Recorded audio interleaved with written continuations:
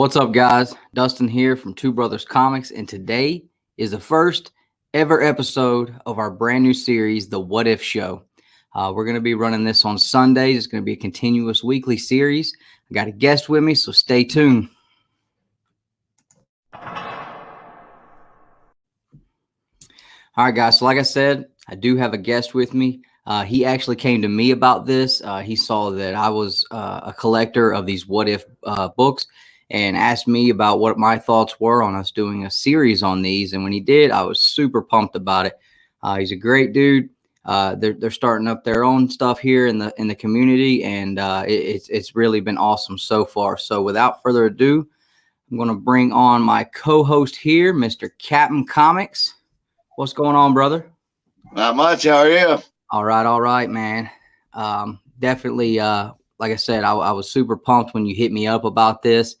I've been collecting these for a little while, but I haven't been able to really dig into them yet with everything else that we're reading and going over and stuff like that. So when you hit me up about this, I was like, this is it right here. This is my reason and my excuse to just jump into these full force and finally get a hold of these books that I've been collecting and start reading them in depth and figuring out what's going on in them. So thank you for bringing this to us for sure, man.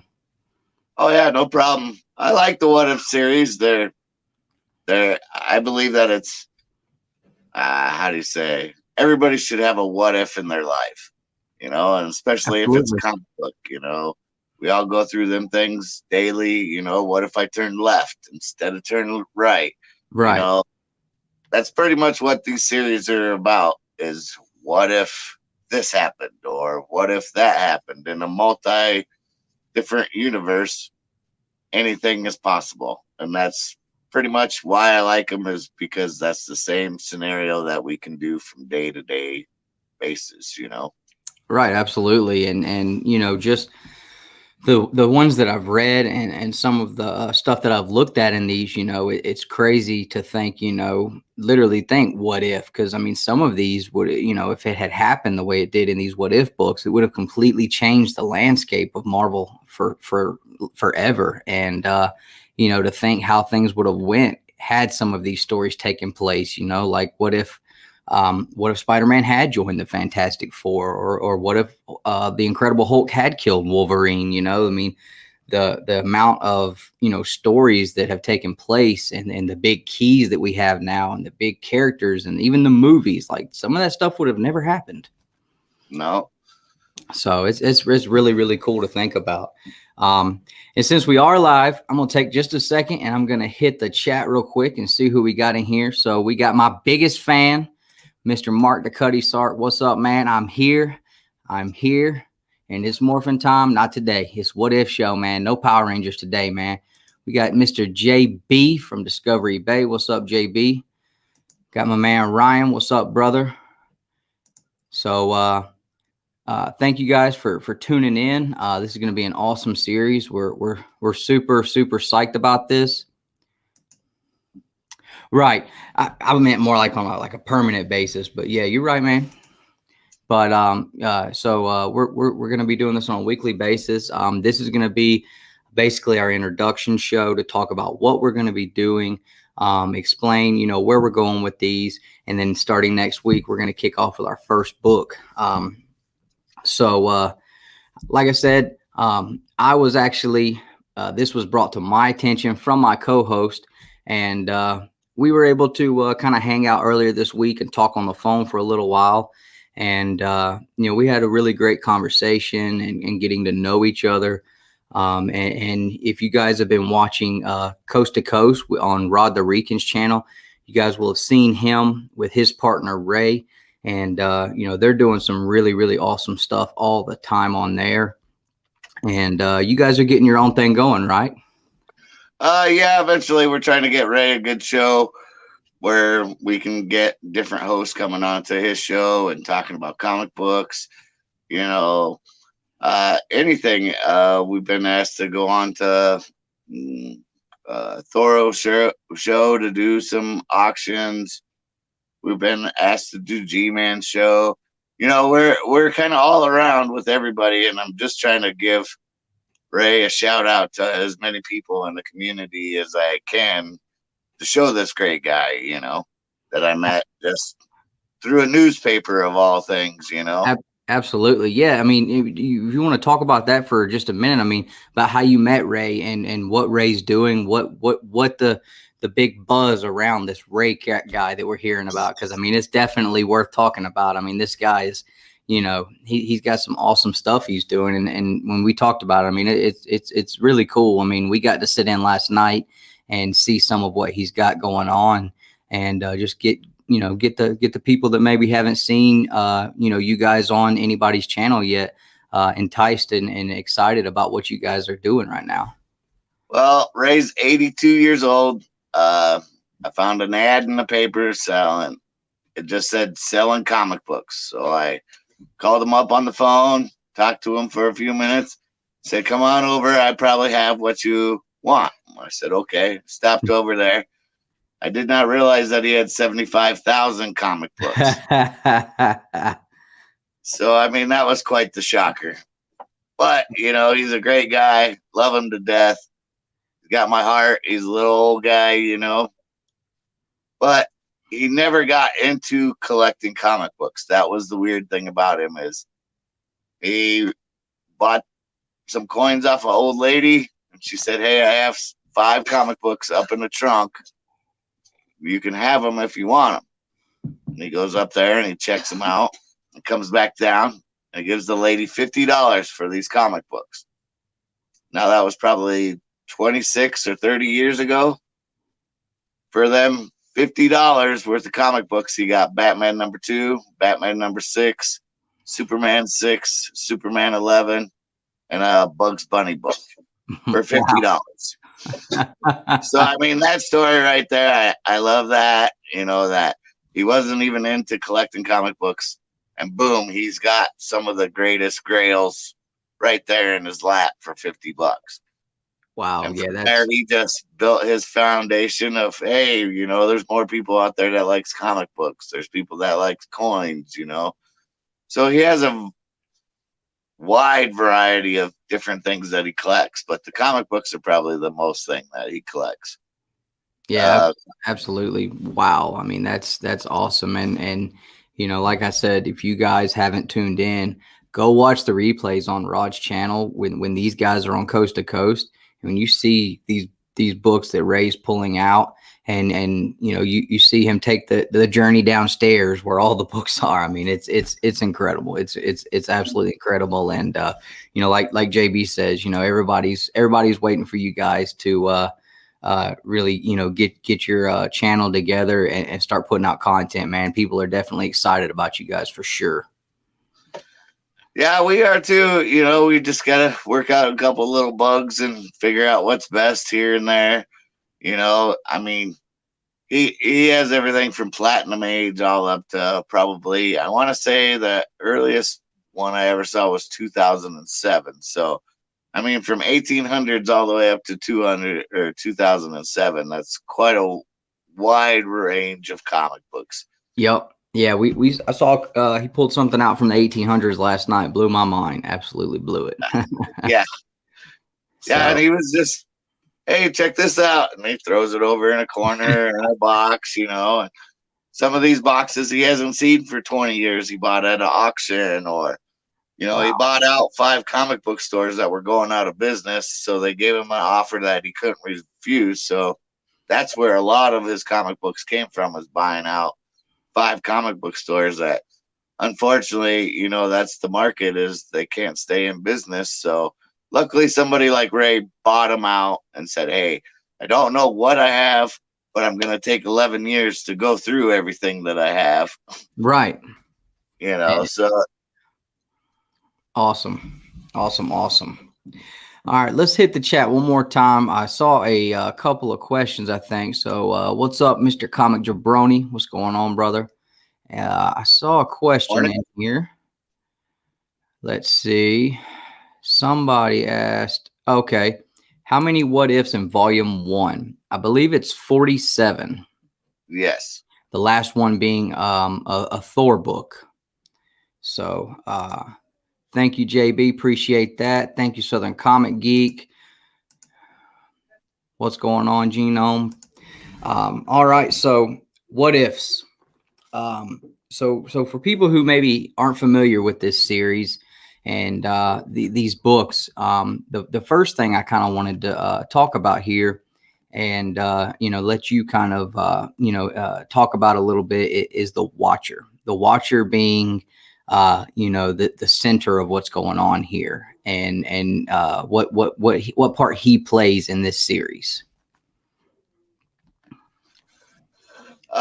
He's pretty much the narrator of all these stories. I want to say the first one he's the first appearance of. Don't quote me on that one.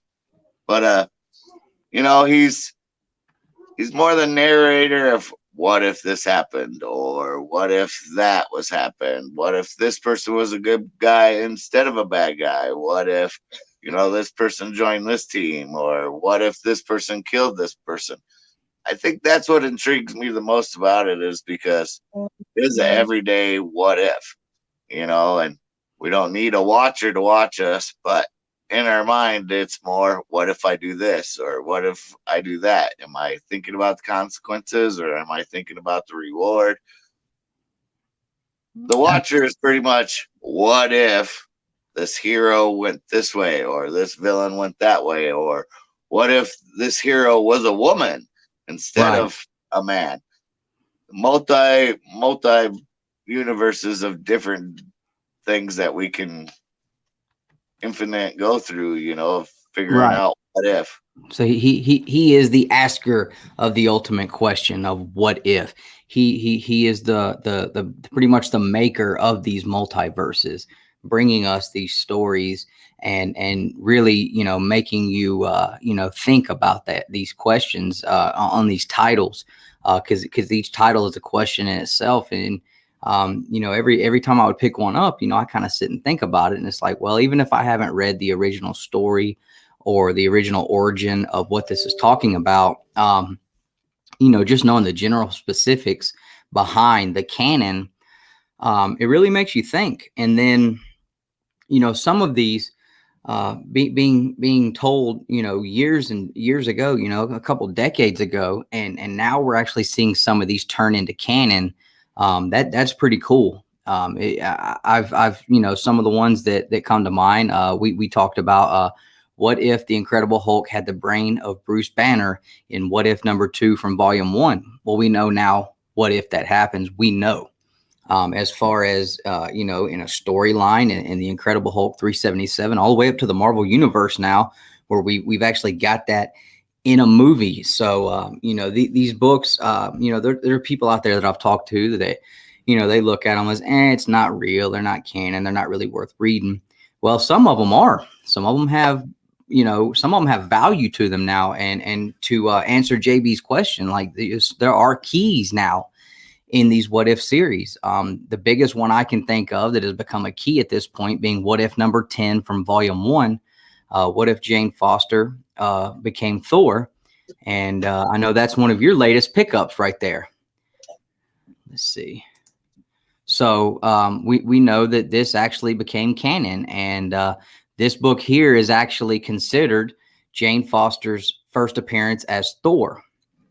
And that book is definitely a key now, and it's skyrocketed in price over the years for sure. I know a lot of these what if books I've picked up in dollar bins or some kind of value bin, but then there's copies like that one and some other ones that if you want to grab them and you want to get them in a good condition, like it's going to cost you a little bit.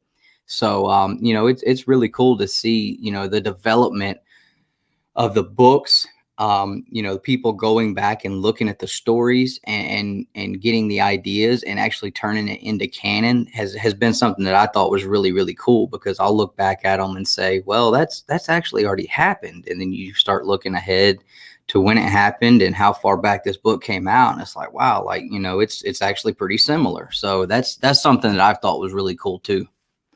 And a lot of people think the what ifs are kind of a joke, hey, this is more of a cartoonish, of this is the way it should be. To me, I like the alternative stories. I do. I like the alternative stories of, anything, especially the what if, this is number one right here. Yep. Most of us know Spider-Man tried to go to Fantastic Four, make some money, for his suit and everything else. But what happens if the Fantastic Four did take him?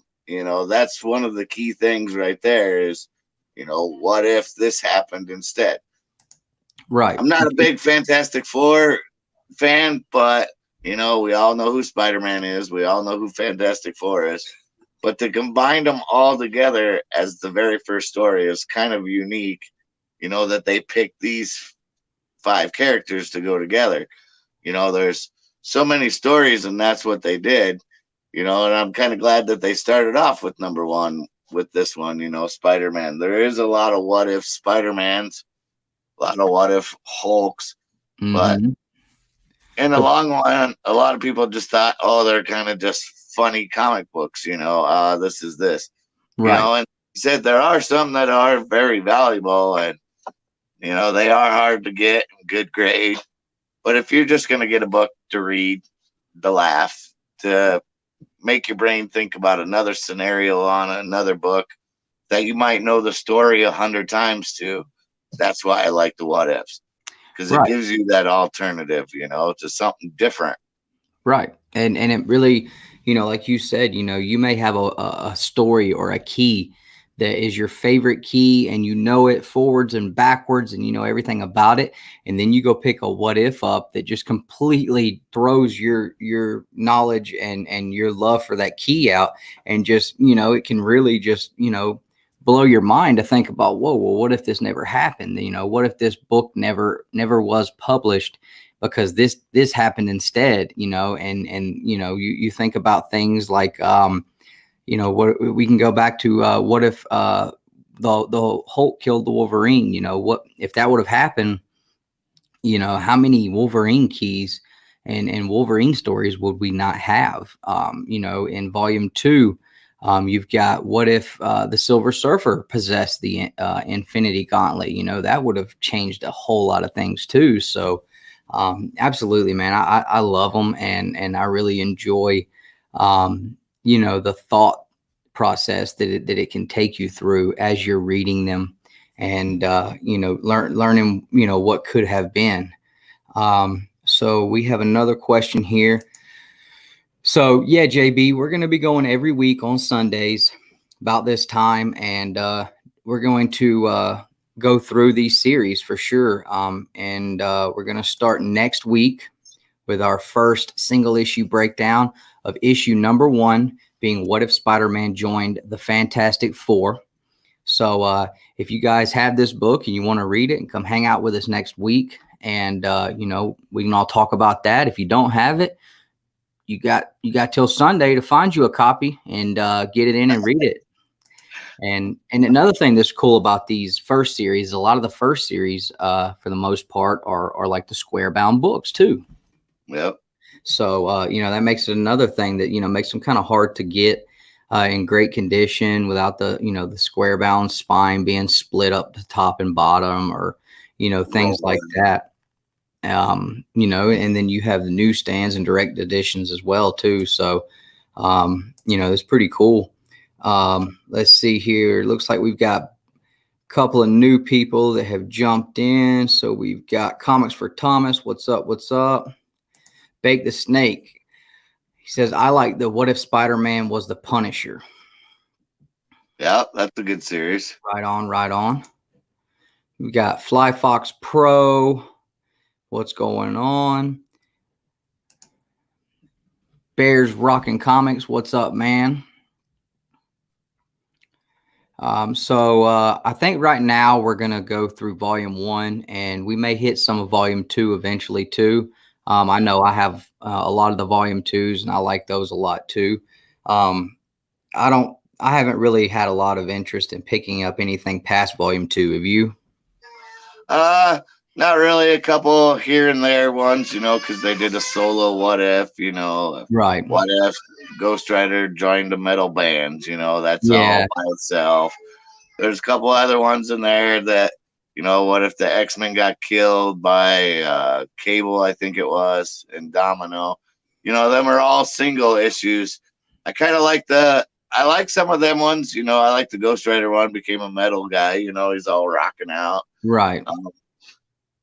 Some of them I don't really care for, but I try to pick them up as much as I can. Yeah, some of them after the second series seem like they get like way out there in the realm of possibilities, and it starts kind of, getting outside of like a comic event, that's kind of like we talked about, the reasons why we like especially the first and second series is because, it's talking about things that would have changed the history of comics. And so that was pretty cool to see those, and then you see some of these newer ones, and it's just like, wow, that's like way out there even for the What If books. Right. So what's up, Perry? What's going on, brother? Stevie B, what's up, brother? I saw you said hey earlier. Sorry I didn't catch it. So yeah, so let's get into this. Let's show off a couple of our favorite What If books that we have in our collection. So I'll let you go first if you have a couple you want to show that. Well, I got a whole long box right here. They're all my favorite. Right on. So I just pulled out a couple ones. Like I pulled out this Jane Foster one. Yep. I like that one. That one seems to be getting a lot of hype because of the movie. I didn't care. I just like it because it's different. What if the Hulk became a barbarian? Which that be Planet Hulk? Which was an awesome book. Yep. And that's where this started from. Off of this, before Planet Hulk. Yep. It's one of them stories that, who can't love a Hulk as a barbarian? I mean, he just already smashes, so throw an axe in his hand, there's some destruction. Absolutely. This is probably one of my favorite ones. I actually have this tattoo of the Juggernaut on my leg. I have 2 copies of it because I like it that much. All right on. So what if Professor X became Juggernaut? Oh, that's cool. And that's second series, right? Has the brain of Professor X, but the power of Juggernaut. There wouldn't be any mutant that could stop him. No doubt. And that's from the second series there, I believe, right? Yeah. Yep. I just pulled out a couple first and a couple second series. Yep. So I pulled out a few too. My absolute favorite one, and me and you talked about this earlier this week. My favorite one is issue number 31 from the first series. What if Wolverine killed the Incredible Hulk? And there's actually a name for this book here. Let me try to see if I can get the glare off of it. I got this in a Mylar. But what do we call this, Captain? What do we call this? The book? Poor Man's 181.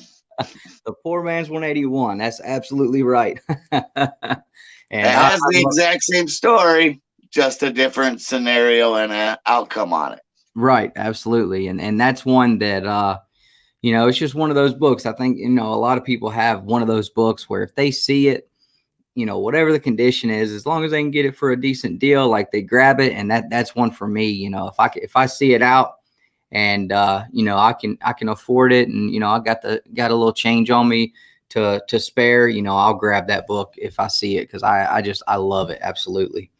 And I got a couple from the second series as well. Talked about this one earlier, but I have not read this one yet. But the cover art is absolutely awesome on it.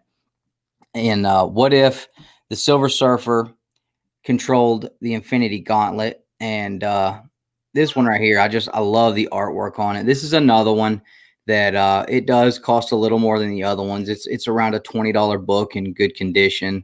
But it just, I saw the cover on it. And I was like, man, I bet that story would be awesome. So I had to pick it up.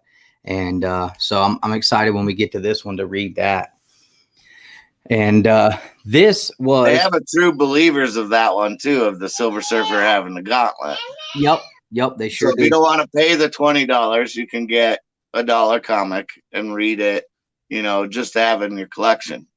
Yep, Absolutely. And this is one that was the first What If book that I ever purchased. This was the one that really hooked me and got me into the What If books because it features one of my favorite villains and characters in Marvel.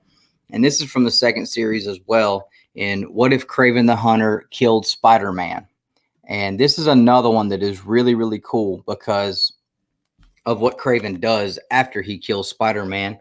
He jumps in the black suit and he causes havoc all over the place. So to be able to see Kraven the Hunter as Spider-Man, run around in the black suit instead of the loincloth, it was really cool. Like this one. What if Punisher killed Spider-Man? Yep. It's just like the famous cover, everything to it, It's a lot of these is they take the same cover, but just put what if on there instead of, what your Amazing Spider-Man issue was, and that's what I like about them is because you may never get this book in real life of the Amazing Spider-Man, but you can own a what if one, which is the same story, just changed. Yep. There's another one that I just got not too long ago. Oh, and there's a key for sure, JB. You were asking about keys. So talk about the significance of this book. This is Spider-Man's kid, the daughter that he had with Mary Jane. I want to say, I haven't opened this book. I just got it the other day, so I'm just relearning all the stuff with it. But I know it was Spider-Man's kid, and I can't think of what her name is right off the hand. But this one goes up there for quite $100 or more. Mm-hmm. Is it a first appearance? Yeah, I want to say it is the first appearance. Yeah, because I know Spider-Man and Mary Jane had a son. I think this is if they had a daughter. Okay. And this is what this one is. Like I said, I haven't opened it yet. She hasn't been in her bag or nothing. I just brought it home and kind of just set it off to the side, getting ready for putting it in with the other ones. Right. And that's another thing too about these what if books is first appearances seem to be a bit of a controversial thing with this series. One that I can think of recently in the Absolute Carnage series, we got Venomized Hulk. Now, I forget the creator that actually went on Twitter and said it, but he's because Hulk was actually venomized, I believe, in What If number 4 of the second series. What if Spider-Man was taken over by the alien costume or had worn the alien costume? I believe in that issue we got Venomized Hulk for the first time. Well, people were bringing that up because Hulk was venomized in Absolute Carnage, and people were getting excited. It's the first time this has happened. Well, then you had another group of people, who collect the what ifs, who read them or knew about that book, and they were saying, no, it happened in a what if book way back. And then, like I said, I forget the creator, but there was a creator, one of the publishers or writers went on Twitter and said, no, what if books don't count. They don't count first appearances. And, this is the first appearance here. And, because there's been a couple of different times where we've had a first appearance, like the book you just showed, the first appearance of that Venomized Hulk. My thoughts are, okay, so if what if books don't count as first appearances, why does everybody count what if number 10 as Jane Foster's first appearance of Thor, as Thor as the first appearance? And so that's kind of been a controversial thing that I've noticed that's come up over the past year or so with some of these what if books, because it's like, yes, I understand, and we understand like these stories and what's going on, especially because of the title right there, what if. It's not canon, but it was still it's the first time that we see it published on paper in your hand. It's tangible. So, what do you guys think? Do what if books count as a first appearance? even if it hasn't been become canon at this point, or maybe it has become canon at this point. So, what are your thoughts on that? I gotta say it's the first appearance. I mean, if somebody already drew this up, somebody read it as a kid, now they're older and drawing comic books. Oh yeah, this is the first appearance of it. Well, in reality, the what ifs. But like I said, some people think the what ifs are a joke. I don't, because there's so many first appearances, or there's so many alternative realities to it that it could just split off to anything. Mm-hmm. So a lot of these guys, I don't believe that. I would be honored. Hey, yeah, I did. This was the first appearance of Carnerized Hulk, but this is my version of it. I give credit to What If, but all in all, this is the way it is. This is the way I do it now. That he got all Carnerized or Venomized, to me, it's still kind of a history, even though a lot of people look at it as a joke. I still look at it as a good story all the way around. If you're a great Captain America person, I believe that you should have a what if book in there, just to have a different alternative story of Captain fighting Red Skull, or, any different scenario that you have. A lot of these books branched off from that, or were the first appearances. Now that's the stories that they're doing now. What was the one I was just thinking of the other day? Oh, the Bruce Banner one, number 2. Yep. We saw that in the movies, and a lot of people were like, oh no, this is 377 is when this happened. To me, issue number 2, same thing. It's the Hulk with Bruce Banner brain way before 377 Incredible Hulk. Yep. It's just everybody collects different. Everybody's scenario is different. Even people saying, hey, this might be the first appearance, or this might be the second appearance. Oh, you want to join that, dude, too? So, I mean, with that, a lot of these guys, they don't, maybe they have never read What Ifs. Me, I like What Ifs. You like What Ifs. And there's probably a lot of collectors out there that actually have What Ifs, but they kind of just, let's just put them to the side. Right. I read this story, check it. And I really feel that this Jane Foster one really wouldn't be that hyped up if there wasn't a movie or a lot of talk about it. So that's the thing with comic books. We all spec on different things, or like, I'd never sell this. This is just one in my collection that I'd love to read. Some things I love to spec on, but I don't sell, so I can spec on it all I want.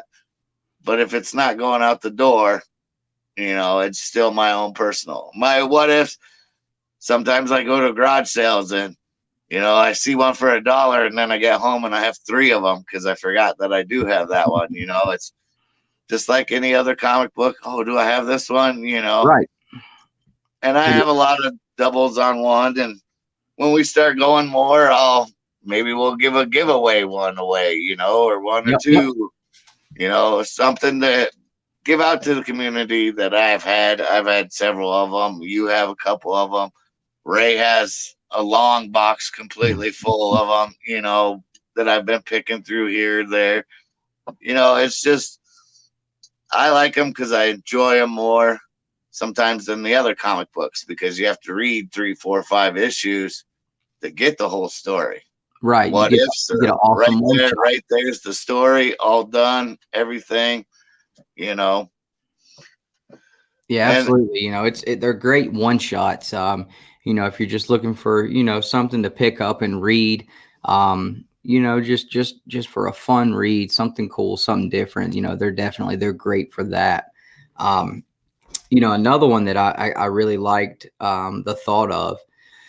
And then shortly after I picked it up, and I hadn't read it at the time. But what if Wolverine and Conan had fought? And shortly after that, we get Savage Avengers shortly after me picking that up, we get Savage Avengers.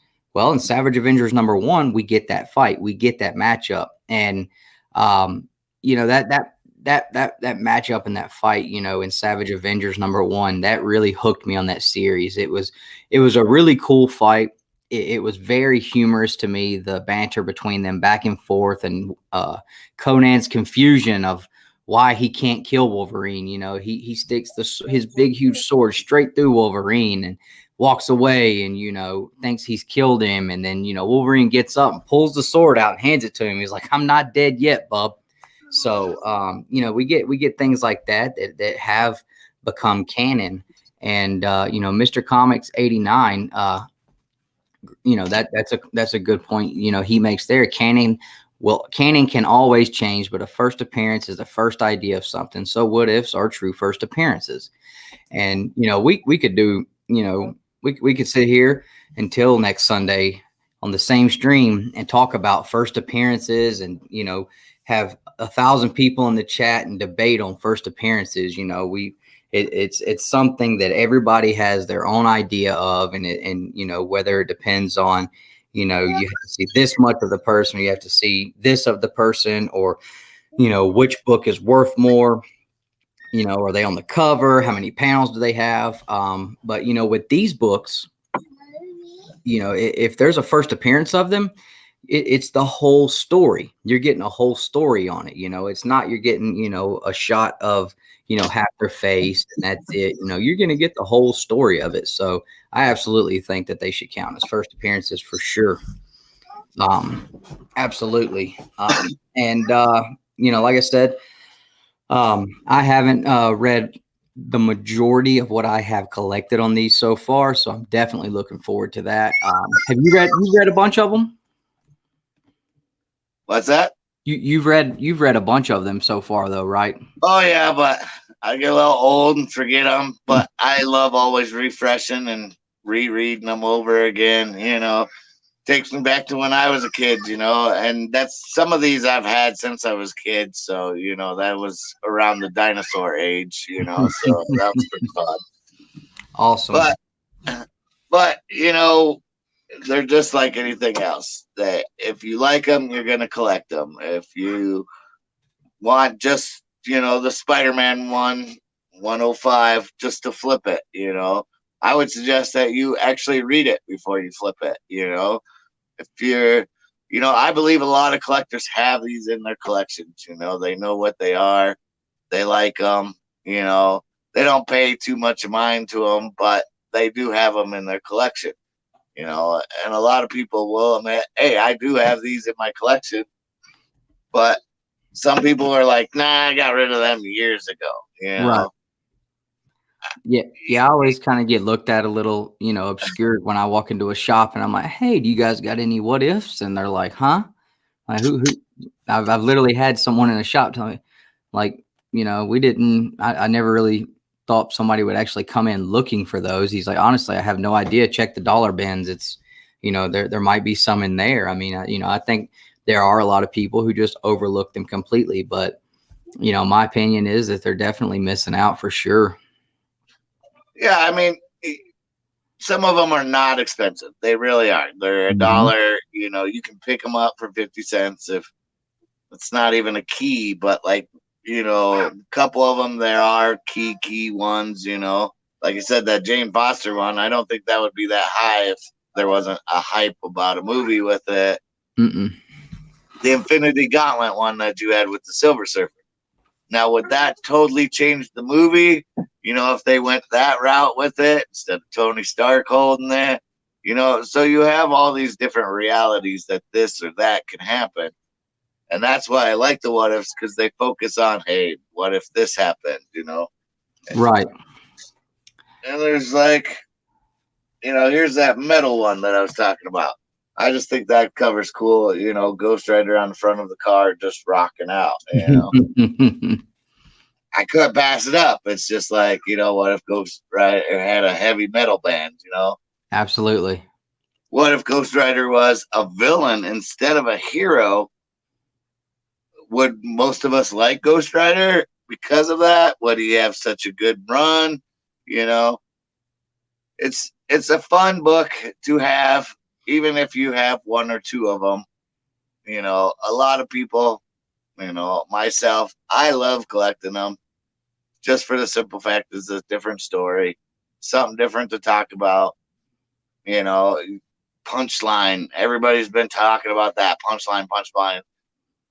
The what ifs, you know, what happens if Harley Quinn was the Joker instead? You know, you can do all different things from DC to Marvel to whatever with the what ifs as just the standard point A, you know.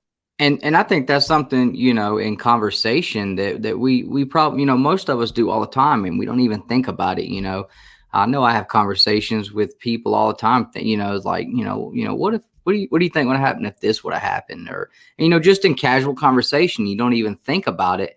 And, you know, then you stop and you're like, you know, the simplicity of the idea behind these books is really genius. I mean, because it's something that we're all talking about anyway, whether we know or not, or realize or not. You know, we'll do these. You know, I know me and a guy at my work, you know, we'll sit down sometimes and we'll put together, you know, who do you think would win? These 5 guys against these 5 guys, or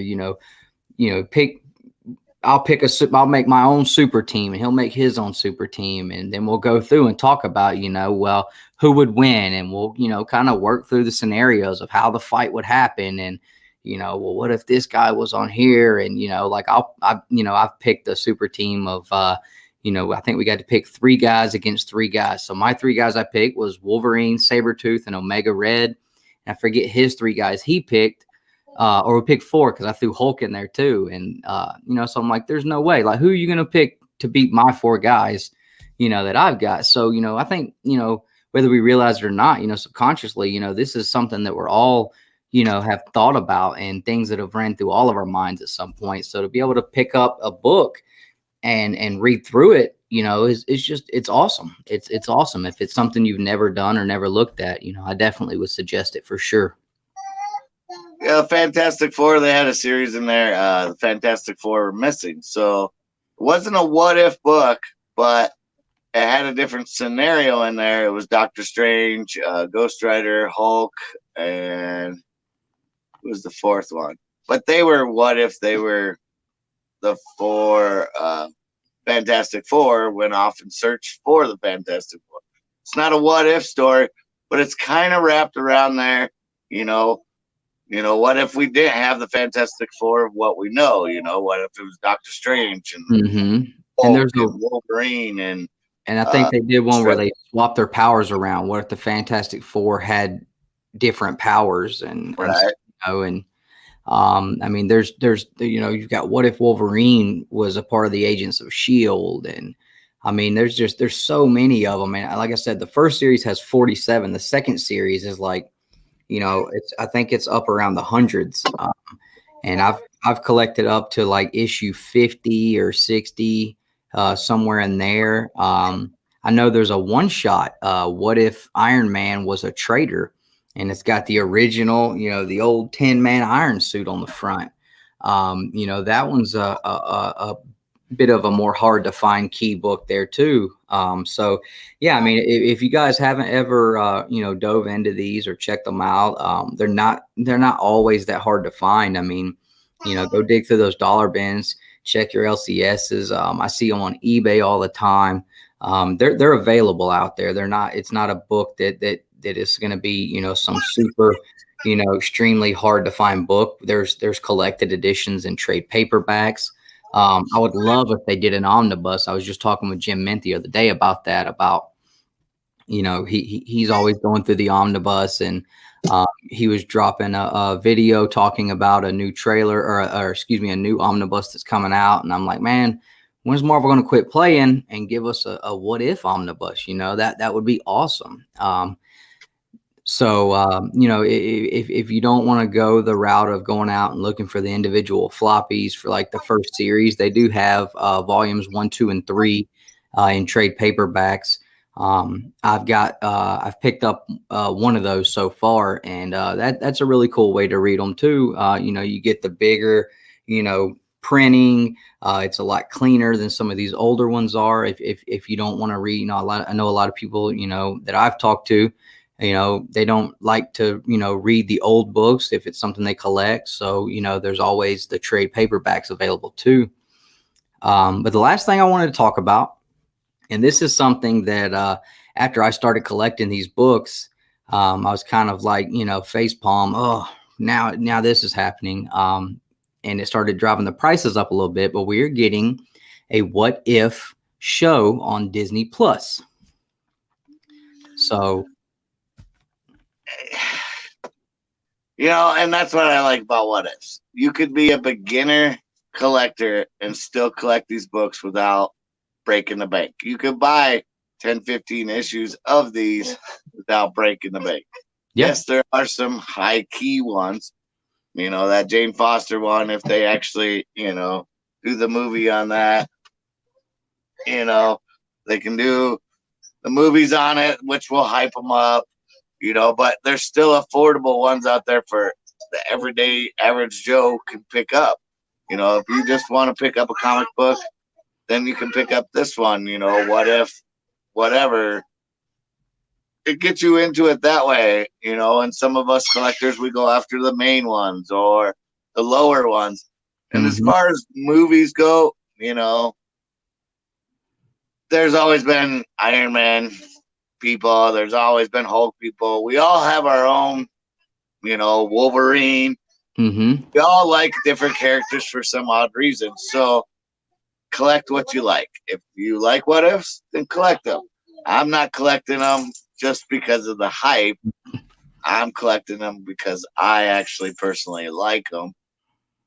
You know, Batman's, you know, we all can't hold the Batman #2 in our hands, but we can maybe hold a punchline in our hands and feel good about ourselves, you know. Right. To me, it doesn't matter. I'm not that kind of collector. I collect what I like.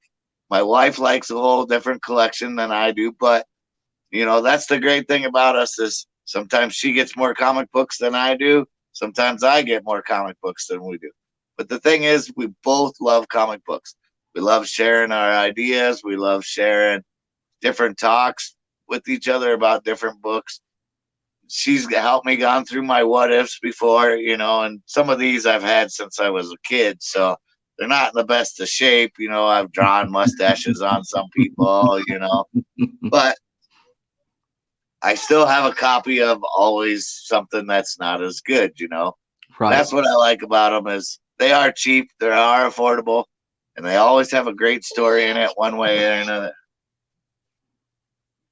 Yeah, absolutely. I agree 100%. And I mean, that was one thing for me, you know, we know that when something hits the screen, it's going to drive up the prices. And I heard caught wind of the animated series coming out, and I don't know that it's going to actually follow the series as far as the books go or anything, but it's still something that I think will intrigue people enough to go check the books out, and in turn, you know, supply and demand.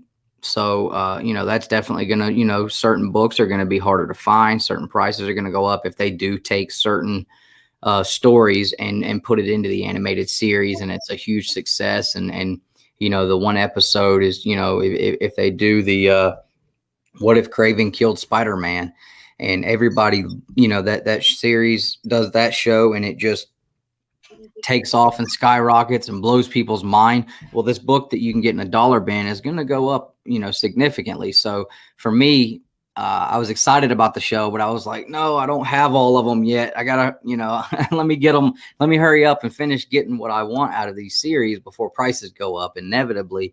You know, because we know the nature of this hobby, and but regardless, you know, I'm still going to continue to collect them. And you know, that I love hearing what you were saying, you know, about, you know, collecting what you want, and you know, basically, you know, like me and Nick talk about all the time, you know, the whole principle of our catchphrase, you know, behind our show is collect your way. And you know, in this hobby, like, that's the only way that you're going to be happy with your collection. You can have a box full of books that are worth $500 a piece, but if you don't care nothing about those characters or nothing about those stories, I don't see how you could really be too happy with a box full of books that are worth a lot of money Whereas somebody who's got a box full of dollar bins books that mean something to them, that they are emotionally invested in the characters and the storylines, I think that person is going to be happier with their collection than someone who's buying specifically based on spec with books they don't care about. But regardless, either way, nope, neither one of those are wrong. It's however you want to collect and the things that you want to do with your collection. So I definitely appreciate it. So I'm getting summoned to check this his chat here. Sorry guys, got a little carried away here. So yeah, I see people saying that they definitely like the idea of a what if omnibus. I love it, and I know some people out there actually do custom omnibuses, and I would even buy one of those if I could find some. Yeah, that's cool, man. That book, I've only seen one and I bought it. But it's not, like I said, it's not a super expensive one, but it's, from what I've seen, it's definitely a little harder to find, especially in the wild. Let's see here. Well, and that's the thing about what ifs. You can have $1 one to $100 one. Yeah. It gives you that wide variety. You don't have to spend that. Yep. $25, $35 for a certain book that you're looking for through a certain run. These can start off slow, low amount, dollar amount to high dollar amount. Mm-hmm. And you can get a crappy grade of, the Spider-Man 05 or, different ones that are really high priced. But you can also get low grades of them and still enjoy them. Like you said with the books, the hardcover books. If you don't want to go out and hunt and try to find them, you have hardcovers that have 1 through 20 or whatever in the hardcover that you can sit down and binge read all these stories and enjoy them that way. Then you have it as one solid unit. But me, I like one issue here, one issue there. That's part of the collecting habit for it, is trying to get the different books, But the nice thing about it is that you don't have to actually go out and hunt them down. There are some out there that, with the movies coming out, I don't know if they're going to be like the comic books or if they're going to put a little spin on it, who knows with it, but at least it's bringing more people in that way too. Absolutely. Hey, watch this what if movie, and then there's what if collectors like us, that I love the different scenarios of the stories, Mm-hmm. Absolutely. And that's what I think it is all about, is, a lot of people look at it as a joke. Some people think, oh, well, this is the first appearance of this. Well, no. An issue, this is where it came out. Well, not really, the what ifs. But if you have a sense of humor and you love comic books, I highly suggest the what ifs. They can start at $1 to $100. It's something for a new beginner. It's something for an old beginner. It's something for your everyday life. You think, hey, what if I did this? Hey, what if I did that? And that's why I think they came up with these what ifs is, hey, let's put some guy in there, the watcher, say, this is what I'm going to narrate. This is what's going to happen. And then we'll see how this unfolds from this scenario. Everybody knows the story of Captain America. What happens if he was never unthawed, Right. All them little things with the Avengers and everything else, would have never happened, or this would have happened, or that would happen. That's the great thing about what ifs, is all along it makes you think, and it's usually a great story that goes with it. Right. So absolutely. And so are you familiar with this one? Says, I think I heard something about what if Peggy Carter had become Cap? I want to say that wasn't an issue, but I can't remember what issue. I know they're doing that for the What If animated series one. I saw a little glimpse of that where she was holding the shield. So maybe that's what they were talking about. We got John from John's Comics with Kids. What's up, brother? And I'm seeing people in the chat that are, saying that hey, now I want to go pick up some What If. So that's awesome. That's why we, I was excited about this. Like we talked about earlier, there's a lot of people that probably don't think much about these books when they see them and they're flipping and just keep flipping right by them. So hopefully, as we, get into this series and dive into these books, you guys will read along with us and, share your thoughts. And, if you're not familiar with them, hopefully, this will kind of spark your interest. So, so next week, guys, is going to be, we're going to be diving into our very first What If book. So it's going to be, What If number 1. And here we go. I'm going to pop this on the screen. So we've got What If Spider-Man Joined the Fantastic Four. This is issue number 1. So if you have it and you want to read it this week and be ready next week, and me and Cap here, we're going to go through that book and break it down, talk about the things we liked about it, and kind of break down the difference between what happened in that book and what happened in canon. And just basically break the book down, talk about it, and get you some of you guys' thoughts about the book as well. So we're really excited about it. 36 Chambers, what's up, man? So make sure you guys are watching out for us next Sunday at it's going to be 11 again Eastern Standard Time.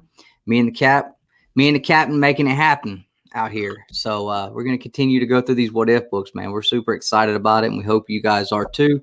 We hope to see you guys go on this journey with us and go through this weird world of what ifs. So you got anything you want to say before we roll out? We just hope that, we pique your interest in some of these books that maybe you never thought a second twice about. But the What If are a good series. I like them. A lot of people do, but it is that everyday thing of what if. What if this happened? What if that happens? So with that, I'd just like to say thank you and hope to see you all here next week again for our very first episode. This was just our promo one. Absolutely. That's all I got to say. All right. Thank you, man. I appreciate it. Let's see. Thanks, guys. We really appreciate everybody that was in the chat, everybody that gave us the questions and brought up some good points. To those of you guys who are now interested in picking these books up, if you have any questions on where to start or questions about any of the issues, feel free to reach out to me and Cap. We would love to talk to you guys and help you out with that. Thank you for everybody that has been able to help us get to 500 this week. That was super, super awesome. We really appreciate the outpour from of support from the community. You guys are awesome. We really, really appreciate you guys. So Sunday next week, 11 a.m. Me and the Cap's going to be back here going over What If Spider-Man Joined the Fantastic Four, issue number 1. We hope to see you guys there. You guys have a great week, and we'll talk to you later. And as always, collect your way.